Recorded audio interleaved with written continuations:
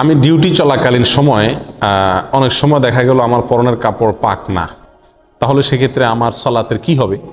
প্রথম কথা হলো যে একজন মুমিন, একজন মুসলমানের কাপড় সব সময় পরনের কাপড় কি থাকবে? পাক থাকবে।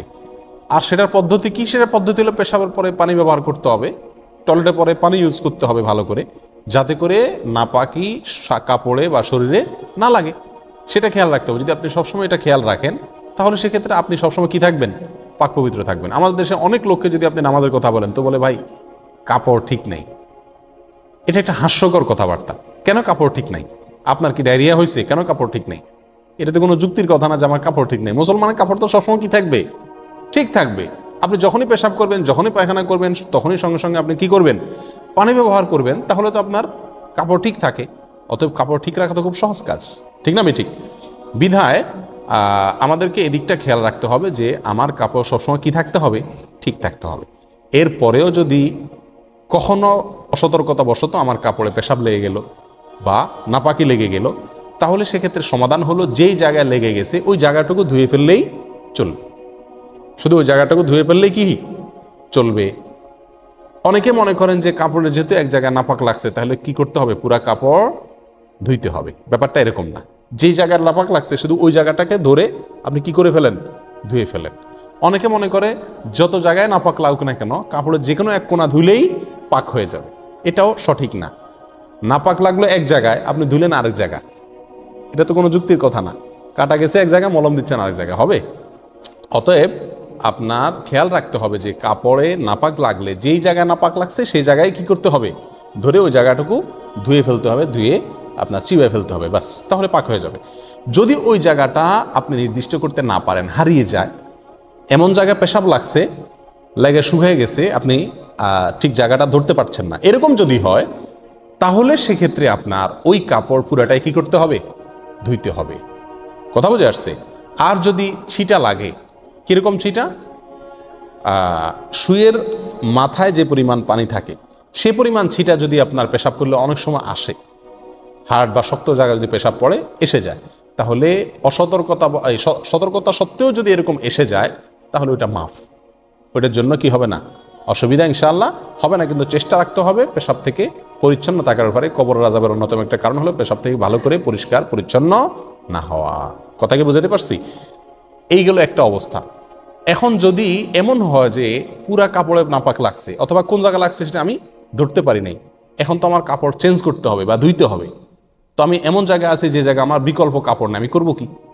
ইচ্ছা থাকলে শত উপায় আছে। কিভাবে আছে?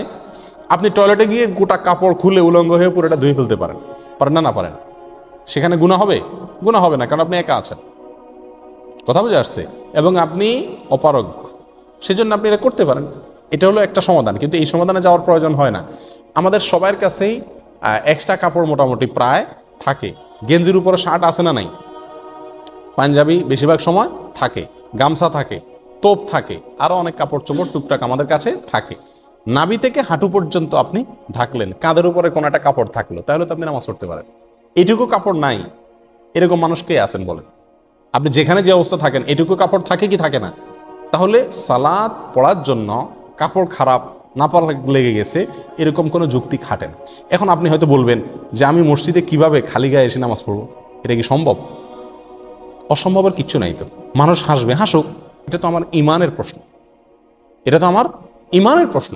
অতএব নামাজ টাইম মতো পড়তেই হবে। আল্লাহ সুবহানাহু ওয়া তাআলা বলেছেন ইন্নাস সালাতা কানাত আলাল মুমিনিনা কিতাবাম মাওকুতা, নিশ্চয় নামাজ মুমিনদের জন্য নির্দিষ্ট সময়ের ভিতরে ফরজ করা হয়েছে। অতএব আমাকে নির্দিষ্ট সময়ে কি করতে হবে? নামাজ পড়তে হবে। আমাকে তার আগে অথবা পরে পড়া চলবে না। বিধায় নাপাক লাগলেও আমাকে কি করতে হবে? নির্দিষ্ট সময়ের ভেতরেই নামাজ পড়তে হবে। যদি নাপাক লেগে যায় কাপড় ধুইতে হবে, কাপড় ধুয়ে সেটা আবার পরে পড়বেন।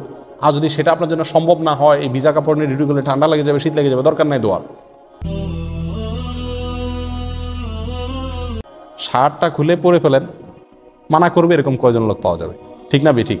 সব কিছু বাদ দেন, মসজিদের মুয়াজ্জিন সাহেব, খাদেম সাহেবকে যদি আপনি অনুরোধ করেন আপনাকে শুধু নামাজের জন্য হেল্প করতে, করবে না? অবশ্যই করবে। তাহলে বোঝা গেল যদি ইচ্ছা থাকে শত উপায় বের হয়ে যাবে ইনশাআল্লাহ। এক্ষেত্রে আরেকটা প্রশ্ন হলো যে অনেকেরই ডিউটির সময় যে পোশাক তিনি পরেন সে পোশাকে ময়লা টলা লেগে যায়, ধুলাবালু লেগে যায়, ঘাম লেগে যায়, তো সে অবস্থাতে আমরা অনেকে নামাজ পড়তে চাই না। প্রিয় ভাইয়েরা, আমরা আসলে নামাজের গুরুত্বই বুঝিনি। যদি নামাজের গুরুত্ব বুঝতাম তাহলে সেক্ষেত্রে সমুদ্রে ডুবে যাচ্ছি ওই সময়ও যদি নামাজের সময় যায় তখন ওই অবস্থায় আমি নামাজ পড়তাম। আমাদের গায়ে যদি ডিউটির পোশাক থাকে আর সেই পোশাক ময়লা হয়ে যায়, সম্ভব হলে পোশাক চেঞ্জের মতো সময় যদি ডিউটির ভিতরে পাওয়া যায় তাহলে আমি বিকল্প পোশাক এটা রাখবো যেখানে আমি ডিউটি করি সেখানে। আর যদি সেটা কঠিন হয়ে যায়, দরকার নাই, আপনি ডিউটি পোশাকে কি করবেন, নামাজ আদায় করবেন। যদি সেটাতে ময়লা লেগে যায় বা ঘাম লেগে যায় যেটার ফলে মুসল্লিদের কষ্ট হয়, তাহলে নামাজের আগে একটু ঝেড়ে ফেলেন ভালো করে, যাতে মসজিদ নোংরা না হয়। আর আতর রাখেন, একটু লাগায় নেন যাতে মসজিদে মুসল্লিদের আপনার ঘামের কারণে কষ্ট না হয়। এক কথায়, কাপড় ঠিক না এই অজুহাতে নামাজ না পড়ার কোনো সুযোগ ইসলামে